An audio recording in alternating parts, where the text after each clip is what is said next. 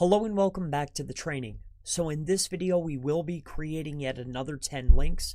What I will do is I will walk through all of the sites, showcase anything that you might need to do if there's anything difficult or anything extraordinary. I'll also cover the URL slides first. This is one of them. We'll go to the next and we'll look at, just because it's easy, the Moz metrics, a brief overview of the site. All right, so let's just go ahead and go through these briefly. This is slide 1. Here's slide 2. And then let's go just to a quick brief through of the links that we're going to be creating. So this is Amazon.in. Did you know that they have multiple different versions? On each version, you can have an account. So it's Amazon. I'm sure you know how to sign up an account. Next is Udemy. Udemy, I actually was going to list some trainings through here, but I didn't really like their platform. But you don't need to have anything to have an account and to be able to get a link. DA91. Next is Moz Community.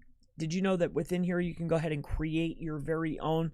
This is just a random. You can get another API code for Scrapebox. You can go in and also get multiple accounts. So that's Moz. Next is Goodreads.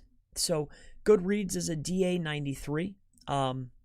Within here you can actually sign up and create a free account. So by doing so, you can put in a link. Next is Imgur, however you want to take a look at that. Man, I for some reason I think that they changed this to no follow. All right, but image sites, I've said this before, I love them, but definitely take a look. I think they changed that along with Flickr. I think these are no follows now. GitHub, I added GitHub not because it's a do follow, but it always indexes, it shows up. And if you use HTML, you can get on some of the pages, especially if you're submitting or pulling code, I guess. I forget what exactly they call it, but you can get a link in here. So sign up for the profile. It indexes. And that's all I'll say about that. It's definitely worth going out and grabbing. WordPress.org, very well known, but I had to add it to the list. Next is bbpress.org. This is a WordPress maker. You can create an account on here. All right. It is a relatively strong, it's a strong WordPress form plugin. All right. Or builder, I should say. And then issuu.com. What you can do is you can go ahead and create an account here. It's a DA94. Let's go down here. So get started.